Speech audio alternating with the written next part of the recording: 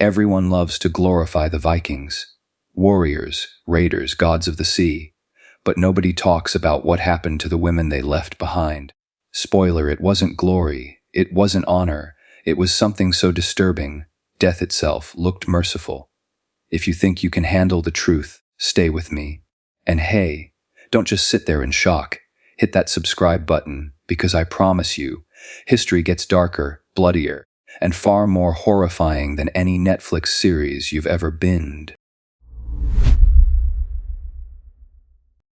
The image of the Viking warrior, fierce, armored, and unyielding, has long dominated the memory of the North. Yet hidden beneath tales of conquest and glory lies another, far more disturbing history. It is not the saga of men, but of women. Women whose fate was bound to laws, customs, and rituals that offered them little mercy. For wives of slain warriors, grief was never simply grief, it was a sentence. In the Norse world, women were technically granted some freedoms uncommon in other societies of the early Middle Ages. They could inherit property, divorce abusive husbands, and manage farms. Yet these rights were fragile, subject to collapse the moment their protector fell. Death in battle stripped them of their household anchor, and in the absence of male guardians, they became vulnerable, not only to poverty but to ritualized cruelty. Among Viking Age customs, one of the most horrifying was the treatment of widows during funerary rites. Arab chroniclers, who traveled through Norse trade routes, recorded ceremonies where the death of a great chieftain or warrior demanded more than a pyre. His wife or concubine, chosen against her will, was forced to join him in death, not by natural grief, but by ritual sacrifice. She was stripped, paraded, and given to his men before being strangled or stabbed. Her body burned alongside his, as if her life existed only to serve him in eternity. This was not myth. The most chilling account comes from the 10th century Arab diplomat Ahmad ibn Fadlan. In his writings, he described a Viking funeral along the Volga River. A slave girl volunteered, or was coerced, to follow her master in death.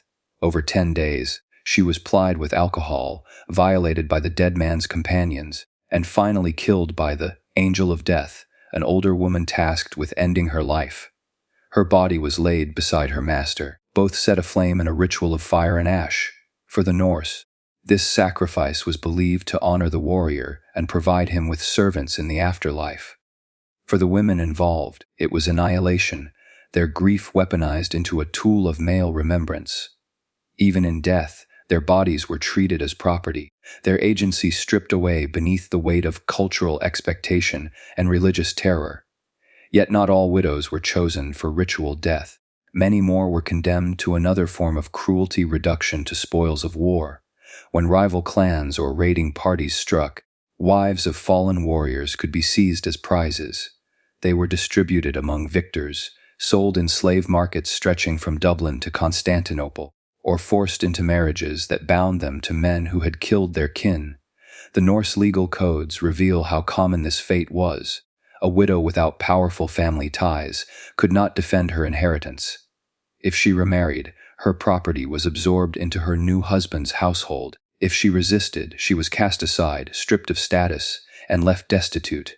In many cases, her children too were claimed as assets, bargaining chips in the relentless struggle for wealth and power. It is tempting to imagine that women in the Viking world always shared in the warrior's glory, that they stood proudly as shield maidens beside their husbands. But the record is starkly different. For every tale of women wielding swords, there are countless others of women silenced, bartered, or consumed by ritual. Their stories, buried in ash and bone, expose a truth the sagas rarely celebrated, that conquest came at the cost of the vulnerable. The brutality did not end with the funeral pyre. Social expectation demanded that widows remarry quickly, often against their will. Those who resisted were pressured, threatened, or forced into unions to strengthen alliances. A woman's grief was rarely private. It was politicized, monitored, and exploited. The pain of loss became another transaction in a world that valued loyalty to bloodlines more than the sanctity of human sorrow. What makes these customs even more horrifying is the silence they imposed. The sagas, written by men centuries later, glorified battle and honor, but said little of women's despair. The voices of widows do not survive in runes or poetry.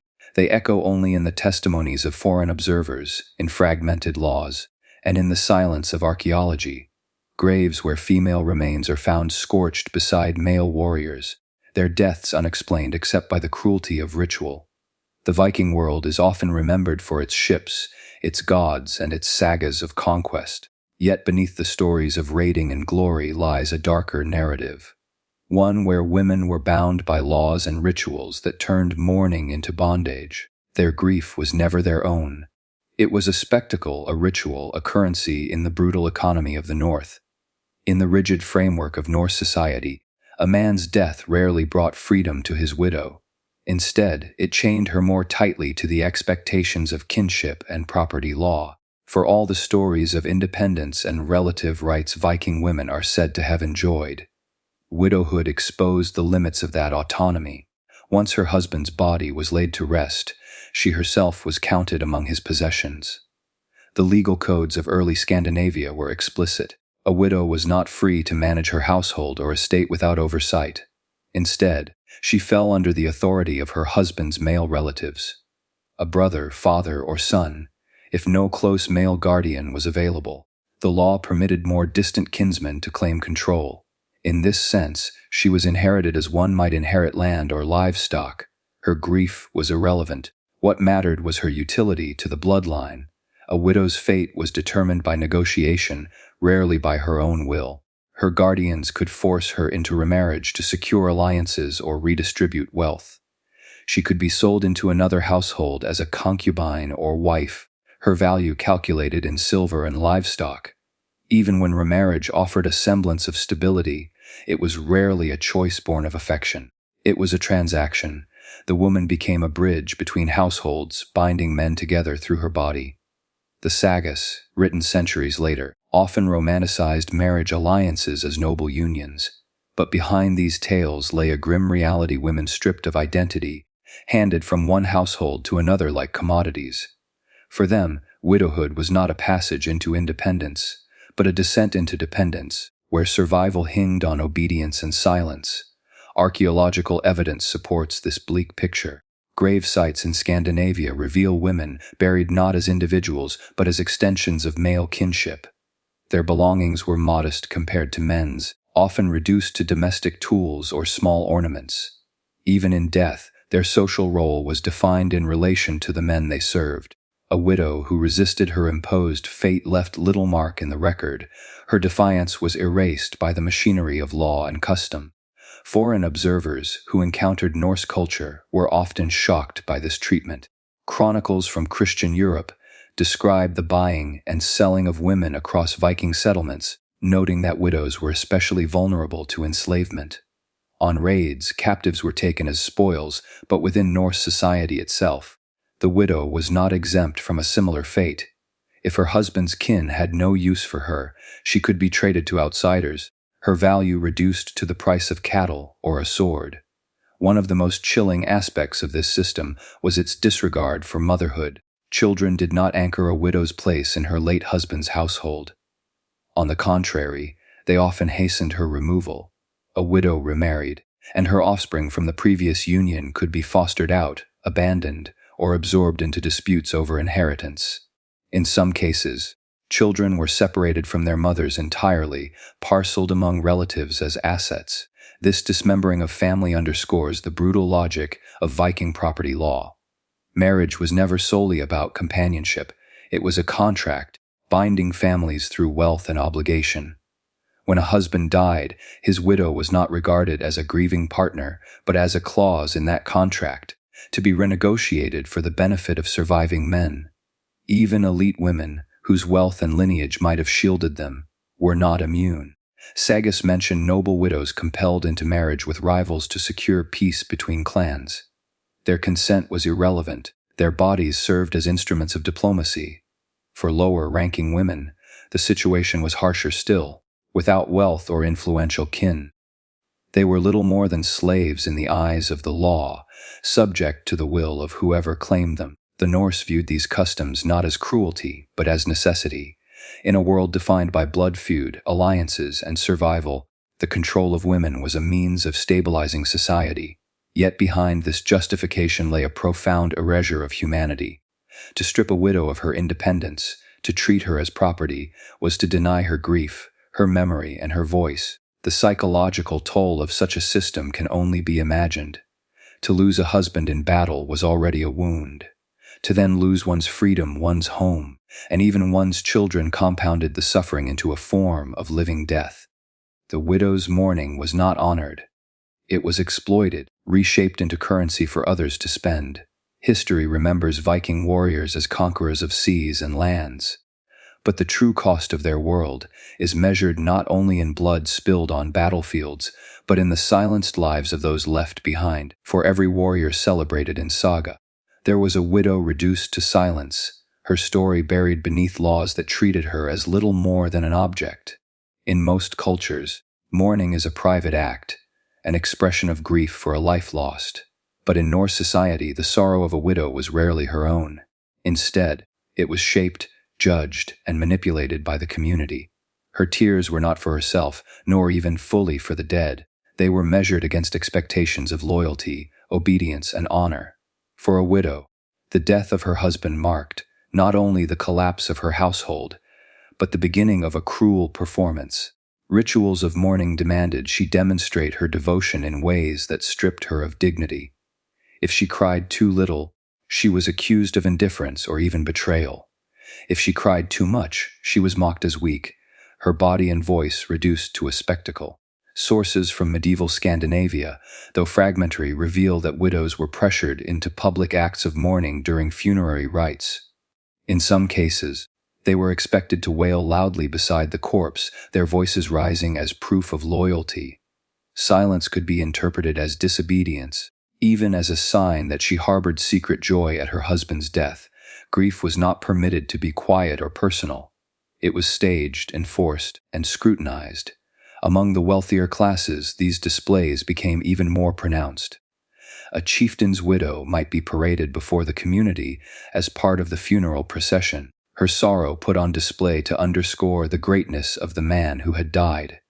In this way, her body became an extension of his reputation. The more dramatic her mourning, the more honorable his memory appeared. Her grief was twisted into a form of propaganda, but the ritual could turn darker still.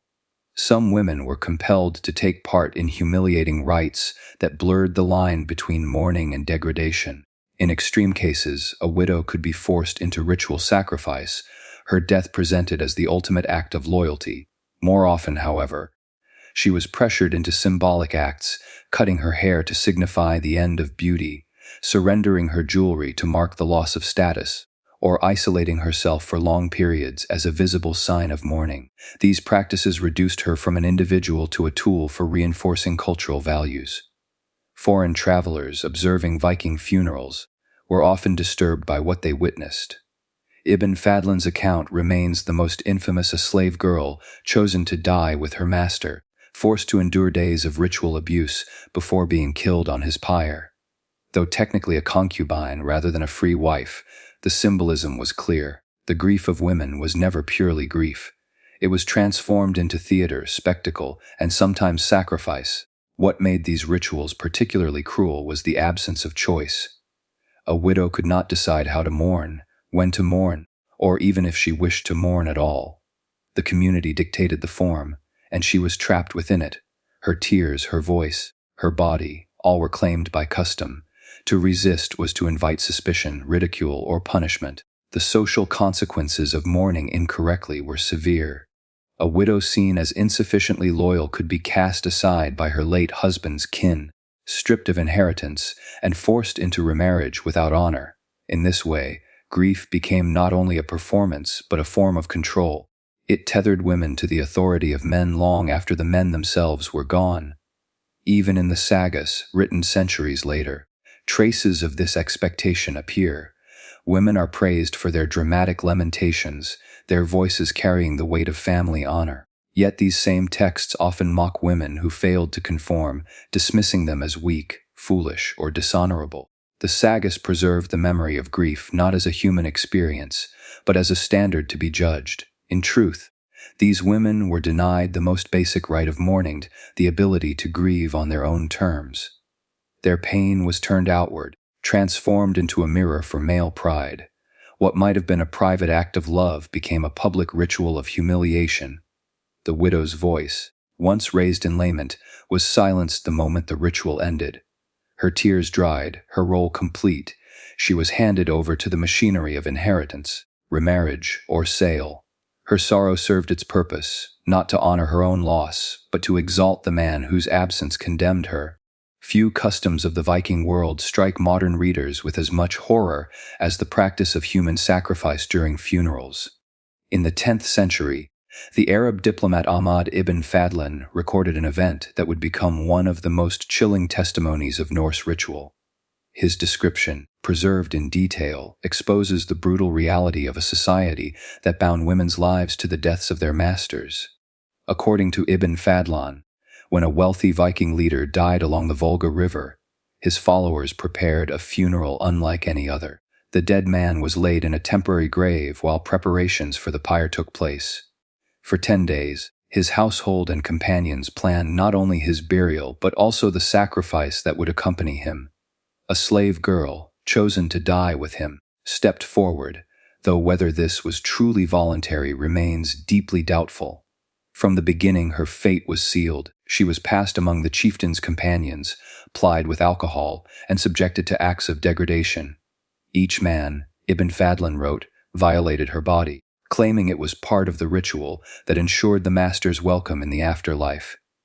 What was presented as ceremony was, in truth, an orchestrated cruelty, a prolonged humiliation that stripped her of humanity.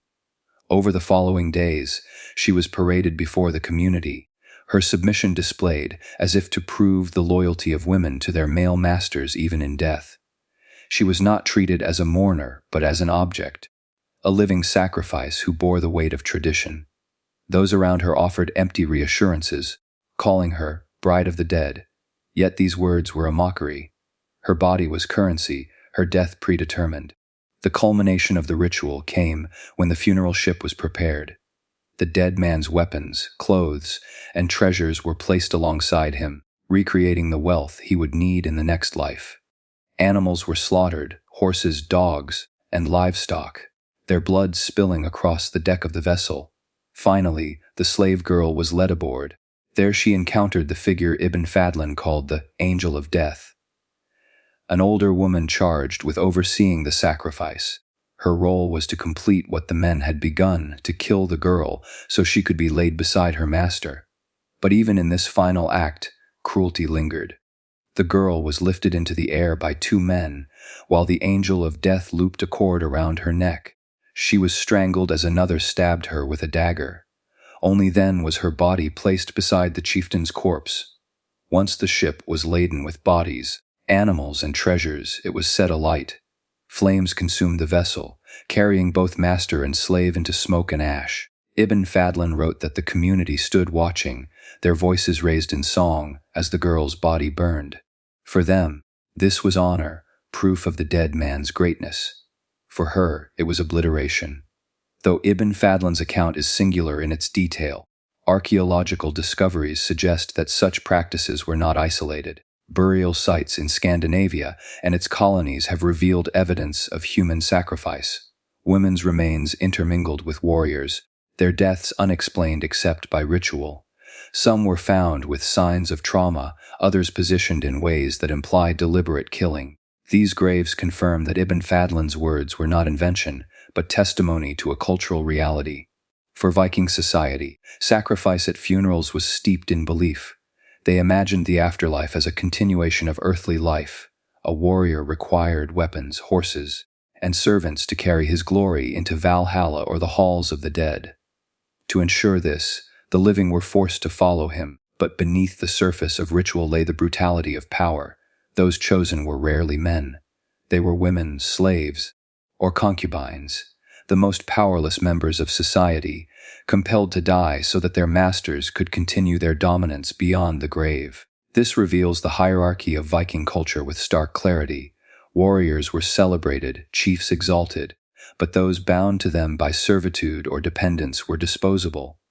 Their lives and deaths were subordinated to male honor, their individuality erased in the flames of the pyre. Even in their final moments, they were denied dignity. Their deaths were not remembered as sacrifices of will but as demonstrations of ownership. The psychological terror of such a system cannot be overstated. A slave woman living in a Viking household knew that her master's death might mean her own.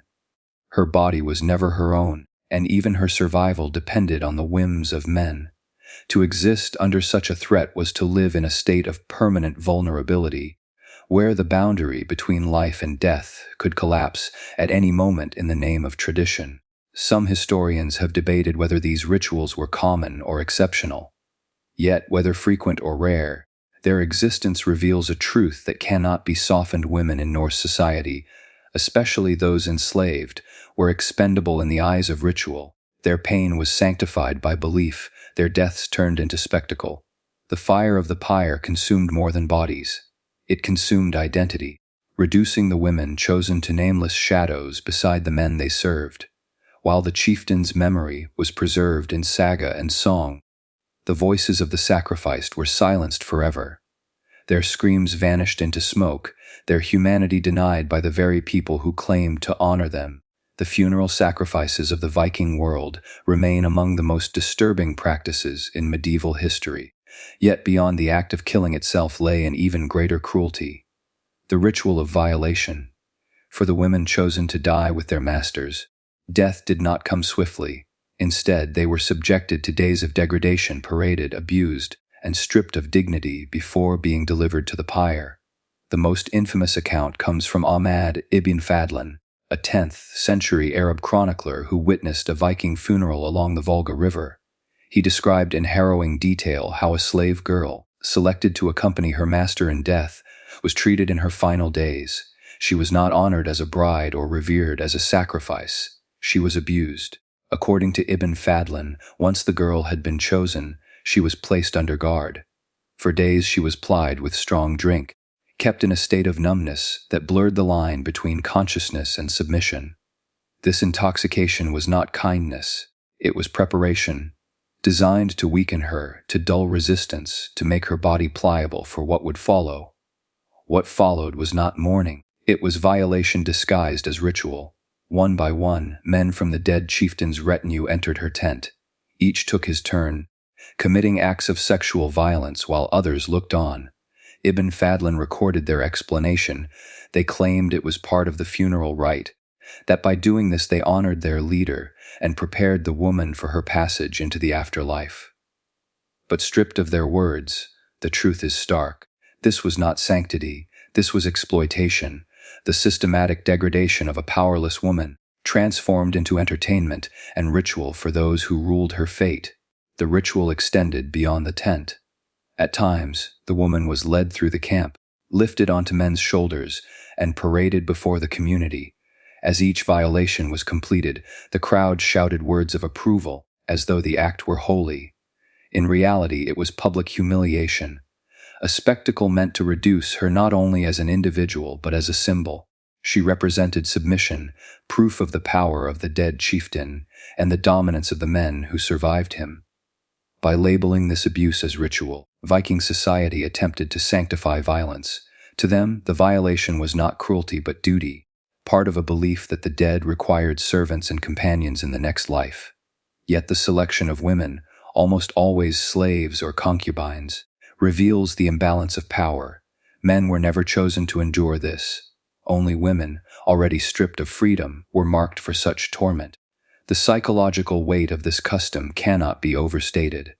Imagine the terror of the chosen woman, knowing that her life would end, but that before death she would be subjected to repeated violation. The days leading to her execution were not moments of farewell, but a prolonged descent into horror. Her body ceased to be her own, taken over by the community, consumed before the flames did their final work. Archaeological evidence confirms elements of Ibn Fadlan's testimony. Graves containing women buried alongside warriors often show signs of trauma, suggesting violent deaths. The positioning of bodies implies subjugation, women forced into positions of servitude even in burial.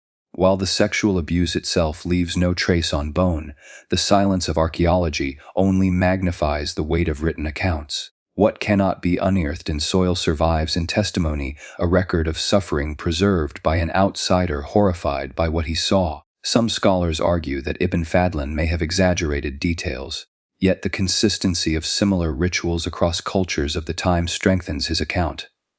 The blending of sex, death, and power is a recurring feature in societies where women were property. In the Viking world, this became ritualized, cloaked in religious language but functioning as social dominance. For the men involved, the ritual was self-justifying. By participating, they reinforced loyalty to their leader and to each other. By violating the chosen woman, they reasserted male control over her body, even as death approached, and by labeling her as the bride of the dead, they disguised cruelty with ceremony, reducing her screams to the role of sacred echo. But for the woman herself, there was no sanctity, there was only terror. Her final hours were filled not with farewells, but with humiliation. Her humanity was stripped piece by piece, until she was delivered to the angel of death, the older woman who strangled or stabbed her before the pyre claimed her body. In Viking memory, this was meant to honor the fallen. Yet what it reveals instead is the depth of human cruelty, the capacity to transform violence into tradition and to sanctify degradation in the name of belief. The ritual of violation was not religion. It was domination. In the brutal fabric of Viking society, women were rarely afforded autonomy, least of all in the aftermath of their husbands' deaths. The sagas, written centuries later, spoke proudly of warriors and kings, of voyages and victories. Yet hidden in silence was the fate of their wives, women stripped of power, of choice, of dignity. When battle claimed their husbands, the women were left standing at the crossroads of survival, each path shadowed by cruelty. Some were inherited like property, transferred to brothers, sons, or cousins of the dead man. Others were sold, a transaction as cold and indifferent as trading cattle. And then there were those for whom the weight of captivity, humiliation, and loss became unbearable. These women chose death over submission, stepping into the silence of suicide as their last act of defiance. Suicide in Norse society was not spoken of openly, yet traces remain. The sagas mention women disappearing, widows who did not live long after their husbands' deaths, and accounts from foreign observers describe women driven to despair. Their choices were not framed as heroism, nor preserved as tales of sacrifice. Instead, they were erased, forgotten, left outside the proud narratives of conquest. To take one's own life was considered shameful, but for some women it was the only way to escape a greater shame forced upon them by men. A widow faced endless humiliation. She was expected to mourn in public, to weep for the man who had left her vulnerable, even if his kin planned to trade her away like spoils. To resist was to risk punishment, ridicule, or worse. A woman who refused remarriage could be treated as a burden on the estate, a useless figure consuming resources meant for warriors and heirs. For some, the threat of being forced into the bed of a man she despised was too heavy to bear. Suicide became both tragedy and rebellion. By ending her own life, a widow denied the community its control over her body. She removed herself from the estate ledger, from the laws that classified her as property. Yet this act of defiance also condemned her to silence. Norse society did not honor women who killed themselves. Their deaths were seen as shameful, their names unworthy of remembrance. Unlike warriors who chose a battlefield death, their suicides did not grant them entry to Valhalla. Instead, they were cast into oblivion, forgotten by the very culture that drove them to despair. The psychological torment cannot be overstated. A widow lived in constant awareness that her life was not hers to direct. If she was young, she would be forced into remarriage. If she was old, she might be discarded or enslaved. If she had children, her value was tied entirely to their inheritance, not to her own personhood. She was bound to a system that measured her worth only in terms of bloodlines and property. The sagas may be silent, but human memory would have whispered of the despair such conditions created. In quiet corners, in the privacy of hearths or fields, women made their choices. Some hung themselves, a method considered both shameful and defiling. Others drowned in rivers, a solitary walk into dark waters. Each death was not only an escape, but a statement that even in powerlessness, there was one final act a woman could control. That choice was her own. What followed was silence. The community did not honor these women, nor speak their names with respect. Their suicides were whispered tragedies, often unacknowledged in public rituals. Unlike the grand funeral pyres of men, their bodies were buried quietly, stripped of dignity, in the cold earth. Their final protest was swallowed, while their husbands' deeds were sung for generations. In many ways, the suicides of Viking widows represent the most haunting truth of their world, that a culture glorified for its warriors and voyages was built on the silencing of women. The sagas tell of men's courage, yet they conceal the quiet bravery of women who refuse to be broken by shame. Their stories remain in fragments, hints in chronicles, whispers in oral memory. But those fragments are enough to remind us that history is not only the record of the powerful, it is also the silence of the powerless, whose suffering was erased, but whose despair was very real. In Viking society, the divide between wife and slave was absolute. A free, born woman might lose her freedom when her husband died, but she still held the shield of kinship, property, and bloodline. A thrall, however, stood outside the protections of law and honor. She was no more than an object, acquired through raids, bought in markets, or born into bondage.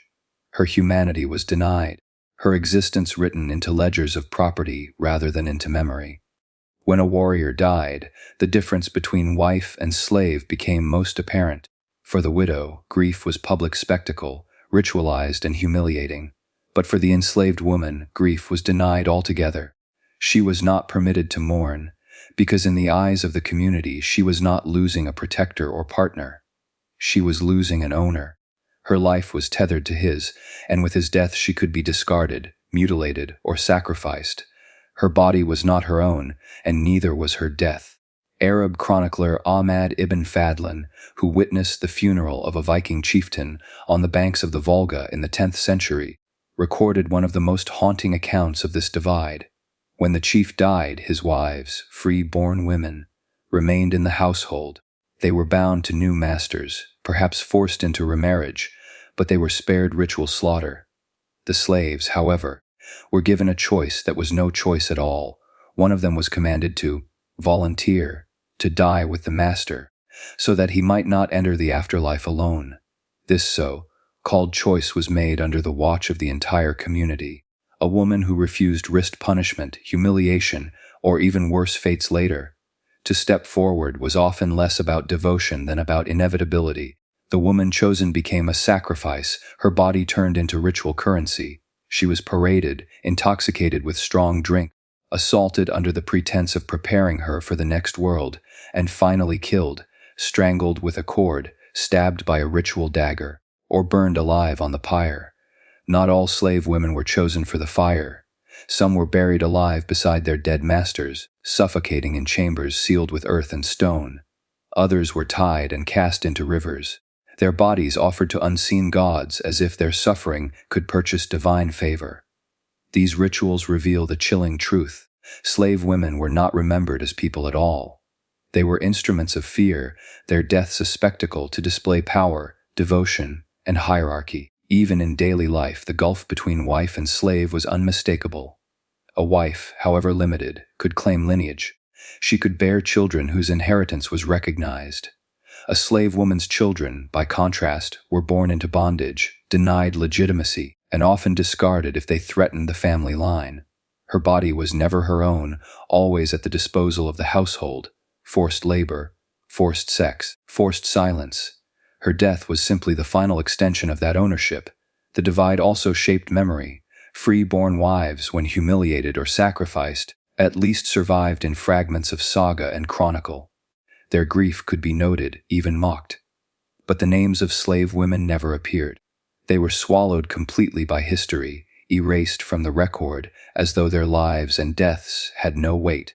Their suffering did not disturb the poets, because they were considered beneath remembrance. This silence is its own violence. It means that countless women died without even the dignity of being mourned. They were killed not because of love, nor loyalty, nor even revenge, but because their lives were deemed expendable, currency for rituals, fuel for fire, offerings for gods. Their humanity was denied both in life and in memory. To study this divide is to see the core brutality of the Viking world laid bare. A wife was silenced, but she remained within the framework of family. A slave was not even granted that. She was the shadow at the edge of the hearth, the body that could be used and discarded, the life extinguished without consequence. Her death was not tragedy to the community, but function, a gruesome act dressed in ritual clothing. The sagas speak endlessly of honor, loyalty, and kinship, yet their silence on slavery reveals another story entirely. Honor was never universal. It was a privilege of class, not a value of humanity. For every tale of brotherhood on the battlefield, there was an unspoken reality of women dying nameless deaths in ditches, pyres, and rivers. In the Viking world, marriage was rarely about affection. It was about alliances, inheritance, and the careful weaving of bloodlines to preserve wealth and power. For men, this meant that their unions were strategic investments. For women, it meant their bodies became instruments in a system they did not control. When a husband died, the widow's fate was determined not by her grief, but by her usefulness to the family's estate. To prevent land and wealth from leaving the bloodline, widows were often forced into remarriage within the same kinship group. This practice, echoed across many patriarchal societies, was especially stark in Norse culture. Brothers-in-law, cousins, or even stepsons could become husbands, not by choice, but by law, custom, and pressure. The widow's consent was irrelevant.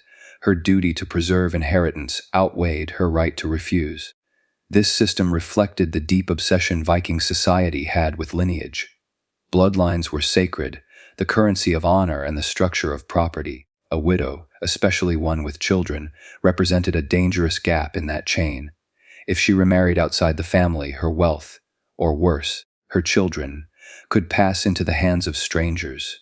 To prevent this, families closed their grip tighter. Forcing her into incestuous or coercive unions that guaranteed control remained within the clan. What made these arrangements particularly devastating was the lack of agency. A woman's choices were swallowed by survival. To resist meant risking poverty, violence, or abandonment. A widow who defied her in-laws could be stripped of property, ostracized, or even enslaved. For many, compliance was the only option, even when the marriage violated taboos or personal dignity. The sagas occasionally allude to such unions, though they often frame them as practical solutions rather than cruelties. Legal texts, however, reveal the starkness of the system. A widow might be claimed as part of the estate, and her remarriage negotiated like the transfer of livestock. Inheritance laws reinforced this. Women could not independently control significant wealth. Their presence in marriage ensured that property flowed seamlessly from one male guardian to the next. Incestuous unions were particularly chilling. A brother-in-law could claim his deceased brother's wife, not out of affection, but to ensure his nephews remained tied to his line. A stepson could inherit both estate and stepmother, blurring the boundary between family and possession. Cousins were pressed into roles of husband and guardian alike, their marriages serving as knots in the web of kinship rather than acts of choice. These arrangements, though practical in the eyes of the community, reduced women to vessels of continuity, tools to bind land and lineage together. The emotional cost was immense. For the widow, grief was compounded by coercion. She was denied the chance to mourn privately or to choose her future. Instead, her body became a battlefield for inheritance politics. Every child she bore was not her own, but a guarantee that her husband's bloodline continued, that his wealth did not scatter, that his family's power endured. Her compliance ensured the survival of men's names, while her own identity dissolved into silence. For the women forced into these marriages, there was no honor in endurance. Unlike the glorified sacrifices sung in sagas, their submission was hidden in domestic spaces, unworthy of poetry. The sagas spoke of warriors binding lands with blood, yet ignored the women bound by coercion in their homes. This silence itself reveals the violence of the system, that their suffering was so normalized, it was unremarkable. Even when such unions preserved wealth, they did not preserve dignity. They revealed a society in which inheritance mattered more than humanity, where a widow's worth lay not in her life but in her utility. It was a world where coercion wore the mask of duty, and where incest was rationalized as strategy rather than condemned as violation. These coerced marriages tell us more than the sagas ever intended. They expose the hidden truth of Viking inheritance, that beneath the tales of conquest and kinship was a structure built on the silent submission of women. The bloodlines that men celebrated were preserved not only through war and alliance, but through the coercion of widows who were given no voice, no choice, and no freedom. Among the rituals of death in Viking society, few stand darker than the whispers of ritual cannibalism. While most known customs centered on fire, earth, or water, some accounts and legends suggest a more horrifying possibility, that the flesh of sacrificial victims, often slave women, was symbolically consumed. Whether this occurred in practice or lingered only in the shadows of belief, it exposes a terrifying dimension of how women's suffering was absorbed into the spiritual imagination of the Norse. The sources are fragmentary: chronicles from outsiders, Arab travelers, Christian monks, and later medieval commentators describe rites so foreign they seemed monstrous. Within these records, hints appear of blood-drunken ritual or flesh consumed in small, symbolic acts. Norse myth itself, rich with tales of gods devouring hearts, livers, and whole beings, reflects a cultural space where cannibalism, while not ordinary, carried spiritual significance. It was bound not to hunger, but to power, fear, and transformation.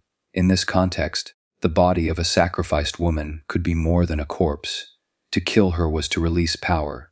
To consume part of her, whether flesh, blood, or ashes, was to absorb that power into the living and to secure it for the dead. If her suffering was meant to accompany the fallen chieftain into the afterlife, then her body might also serve as a bridge, binding the kin who remained to his memory through an act of shared violation. This possibility, even if rare, reveals a chilling logic. Cannibalism was not hunger, it was dominance. It was the ultimate expression of control, where the victim's body was stripped of humanity and transformed into ritual substance. For women, already reduced to property in life, this was the final degradation. Denied dignity even in death, their flesh recast as a token of men's fear and devotion. The myths of the Norse world gave legitimacy to such horrors. Tales spoke of Loki eating the half-cooked heart of a witch, of gods devouring enemies to gain their strength, of monstrous wolves swallowing the sun. Within these stories, the act of eating flesh was not taboo but powerful. It blurred the line between myth and practice, between legend and ritual. For a society steeped in fear of dishonor, of restless spirits, and of the wrath of gods, consuming part of a sacrifice could serve as a way to control that terror, to ensure the dead man's spirit did not wander unsatisfied. We cannot know how often, if ever, such rites occurred. Archaeological traces are ambiguous, and the sagas are silent, shaped as they were by Christian scribes centuries later. Yet the very fact that the idea survived in rumor and memory tells us something vital. It tells us that women's bodies were imagined not only as vessels of property and reproduction, but as instruments of fear, capable of being mutilated, consumed, erased, so that men might feel secure in both this life and the next. What matters is not the frequency of ritualized cannibalism, but what it reveals about the mindset of the age. The suffering of women was so woven into the culture that even their flesh could be imagined as ritual substance. Their deaths were not their own. They were transformed into acts of devotion, terror, or myth. In this way, the Norse world displays a chilling truth that horror itself was sanctified, and that the consumption of a woman's body could be framed not as cruelty, but as piety. The Valkyrie stands as one of the most enduring images of Norse myth. She is remembered as fierce and radiant, soaring over battlefields, lifting fallen heroes to the halls of Valhalla. In poetry, she is noble, a figure of awe and honor. Yet behind the verses lies a cruel irony. While men sang of Valkyries, the real women of the Viking world were silenced, subjugated, and sacrificed. The legend was not a reflection of women's power, but a mask, one that concealed the brutality inflicted upon them. In sagas and skaldic poems, the Valkyrie embodied an idealized vision of female agency. She was imagined as both chooser and companion, guiding warriors to their eternal reward. But this image was pure abstraction. It existed in the realm of men's imagination, not in the lived reality of women. In truth, women were not choosers of the slain. They were offerings at funerals, hairs of shame, or commodities in the exchange of inheritance. The myth of the Valkyrie functioned as a cultural disguise. It allowed Norse society to glorify women in verse while degrading them in practice. Widows, in particular, bore the weight of this contradiction. When their husbands died, they were rarely honored. Instead, they were stripped of independence, reduced to property, and forced into humiliating displays of grief. Some were compelled into new marriages against their will. Others sacrificed to accompany their husbands into death. Yet in poetry, these same women were reimagined as godlike figures, exalted in myth even as their real lives were dismantled. The Valkyrie legend also reinforced a dangerous illusion of choice. In the stories, she selected which warriors would live and which would die, as if she alone controlled destiny. But for the women of Viking society, choice was almost non-existent. Consent was irrelevant in matters of marriage, inheritance, or sacrifice. Their fates were dictated by kinship, law, and the demands of ritual. In this way, the Valkyrie was less a symbol of empowerment than a cruel inversion of reality, an imagined freedom used to obscure lived subjugation. The humiliation of widows starkly illustrates this divide. Public grief rituals turned their pain into spectacle, binding their value to their dead husband's honor. Others were discarded as liabilities, their futures traded like cattle. Still others were slaughtered outright, strangled or stabbed before being thrown onto the pyre. The myth of the Valkyrie could not have been further from this truth. While men envisioned women as exalted spirits who transcended mortality, actual women were made to sanctify men's deaths with their own blood. The propaganda of the Valkyrie served an important function. It allowed a society steeped in violence to tell itself that women had power, while ensuring they remained powerless. It gave poets a symbol of feminine strength without requiring men to acknowledge women's suffering. And it gave warriors the comfort of imagining that women not only accepted but glorified their deaths, embodying the ideals of loyalty and sacrifice. In this sense, the Valkyrie was less a myth about women and more a myth about men. Men's needs, men's fears, men's desires. Even the imagery of the Valkyrie was weaponized. Draped in armor, carrying spears, she was a figure who sanctified male violence. Her presence in myth legitimized war by framing it as something guided by divine feminine hands. Yet no widow who lost her husband to battle could claim such dignity. Her life was appended, her autonomy stolen, her grief reshaped into the property of the clan. Where the Valkyrie was adorned in glory, the widow was covered in ash. The sagas are silent about the countless women whose lives were consumed in these rituals. They are nameless, faceless, erased from the memory of history. What survives instead are songs of Valkyries, soaring verses of noble spirits that lifted the warrior dead to eternal glory. It is a tragic substitution, myth in place of memory, poetry in place of truth. This silence is not accidental. It is the result of deliberate erasure. To elevate the Valkyrie was to obscure the blood of real women. It was to replace humiliation with honor, coercion with choice, slaughter with sanctity. In doing so, the Norse world ensured that women's suffering could be absorbed into its culture without ever disturbing the pride of its men. The Valkyrie stands, then, not as a symbol of female strength, but as a monument to women's erasure. She is the shadow cast by a society that refused to see its women as human, preferring instead to imagine them as spirits. Behind her radiant armor lie the bones of countless widows and slaves, silenced so that the myth could endure.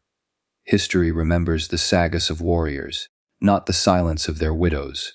The tales etched into vellum by monks and skalds speak of blood spilled on foreign shores, of gold hoarded in mead halls, of gods and kings who carved their names into legend.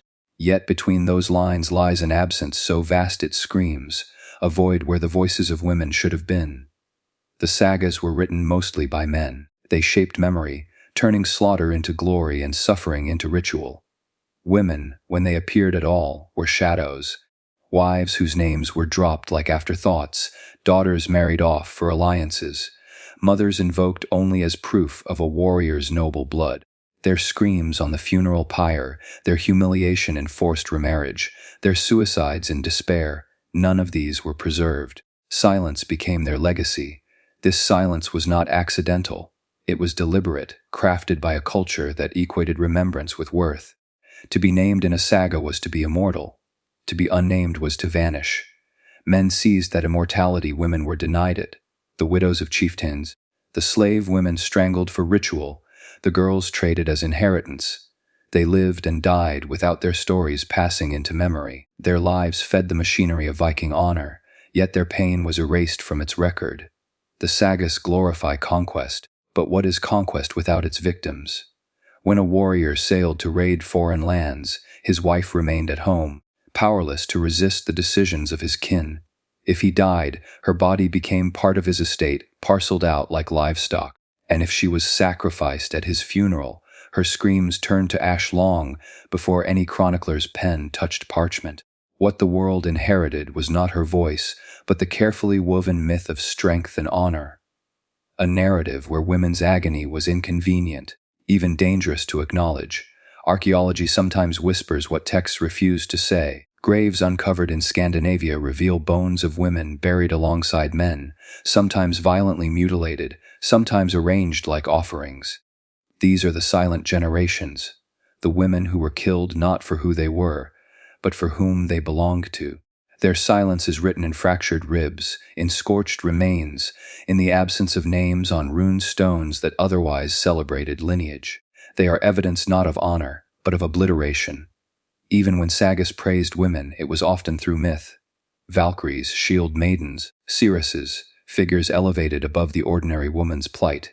Yet these images served as masks, hiding the suffering of flesh and blood women beneath fantasy.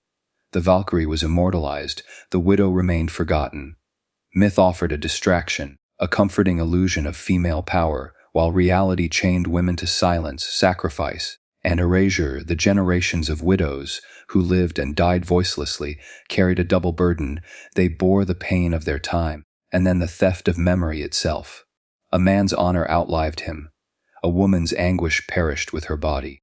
This absence is itself a wound in history, a reminder that cruelty thrives not only in action but in forgetting. The Norse world exalted fate, yet what fate did it grant its women? To be silenced, to become invisible even in death, to watch as their suffering was rewritten as glory, or ignored altogether.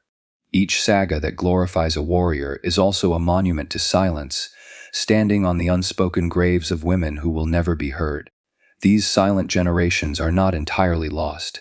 In the fragments of chronicles written by outsiders, in the chilling words of Ibn Fadlan describing ritual sacrifice, in the archaeological remains that reveal the violence etched into bone, we catch glimpses. Broken images, brief reminders, faint echoes of women whose existence was crushed beneath the weight of a culture that chose not to see them. Silence does not mean peace. It means erasure. It means the dead cannot speak for themselves, and it is in this silence that the greatest horror resides. Not only that these women suffered, but that their suffering was stolen from memory, denied the dignity of being remembered. The sagas endure, immortalizing the men who killed, conquered, and died. But the widows, the slaves, the nameless women, they are the other side of Viking history. They are the truth beneath the myth, and though their voices were stolen, the silence itself testifies. It lingers like a shadow across centuries, a reminder of the countless lives reduced to nothing more than absence. They were the silent generations, and their silence is louder than all the songs of heroes. For Viking widows, survival was rarely a mercy, it was a sentence. To live on after a husband's death was not freedom, it was captivity in another form. Sacrifice, enslavement, coercion, humiliation, all were reminders that a woman's existence was never her own. Death came not as an enemy, but often as the only release from a society that treated them as little more than shadows of men. The Norse world celebrated warriors who faced death without fear, yet women were denied even that dignity. When a man fell, his death was recorded in verse, honored with fire, remembered with feasts. When his widow survived, her life turned into a slow degradation. She was passed along like an inheritance, stripped of choice, her humanity measured against the wealth and bloodlines of men. In that world, to live was often worse than to die. Some were sacrificed, their bodies offered as grotesque tokens to the gods. Ibn Fadlan's words describe the horror: women drugged, violated, then strangled or stabbed before being burned alive on the funeral pyre. Their final moments were made into a performance for men to watch, a ritual to glorify the dead man while erasing the woman's existence. Survival for these women was never possible. They were marked for annihilation the moment their husbands died. Others were spared ritual sacrifice, only to face another form of death: enslavement. A widow could be reduced overnight from the lady of a household to a piece of property. She could be sold, traded, or gifted, her fate no different from livestock. To endure this was to watch one's identity dissolve, to live stripped of name and dignity, knowing the freedom of yesterday was gone forever.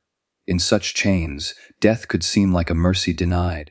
For those forced into remarriage, survival became submission. Some were coerced into unions with brothers, in-law, cousins, or stepsons in order to preserve inheritance. These women became tools of bloodline, their bodies pressed into service not by choice but by compulsion. Their nights were filled with the silence of compliance, their resistance crushed under the weight of survival. This was not life, it was servitude in the shell of a marriage. Even the rituals of grief became another prison. A widow was not free to mourn privately. Her tears were judged by her community. Too much grief marked her as weak. Too little grief condemned her as dishonorable. Her body was expected to embody her dead husband's honor, and her suffering was made into a spectacle. Survival meant living beneath constant scrutiny. Every breath weighed against the memory of a man no longer alive. The slave women fared worse still. A free-born wife might be remarried or coerced, but a slave was disposable. Her fate at her master's death could mean being butchered as an offering, buried alive to rot in the earth, or cast into rivers as part of ritual cleansing. Their lives were valued less than animals, their deaths reduced to symbols.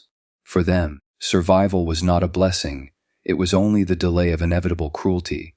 And yet, survival demanded that these women endure in silence. To resist was dangerous, to escape was nearly impossible. To speak was to invite punishment. Many chose the only rebellion left to them: suicide. Some widows ended their lives rather than be sold, remarried, or enslaved. Their deaths were rarely recorded, dismissed as whispers, their names erased. But in that final act, they seized the only choice left to them: a choice to deny men the power of using their bodies further. The horror of Viking widowhood was not in death itself, but in the fact that life offered no sanctuary. Women lived as property, sacrifices, or instruments of inheritance. Their humanity was stripped layer by layer until nothing remained but survival in its bleakest form. To be alive was to exist in chains, to die was to escape them. The sagas speak of courage and honor, but in the silence between their lines lies a deeper truth. For women, survival was often worse than death. Their stories remind us that cruelty is not only in the blade, the fire, or the grave, but in the stolen years of a life lived without freedom, without dignity, without a voice. Death, in the Viking world, was a passage to honor for men. For women, survival was the passage to suffering. And so, many came to see death not as the end, but as the only liberation from a life that was never their own.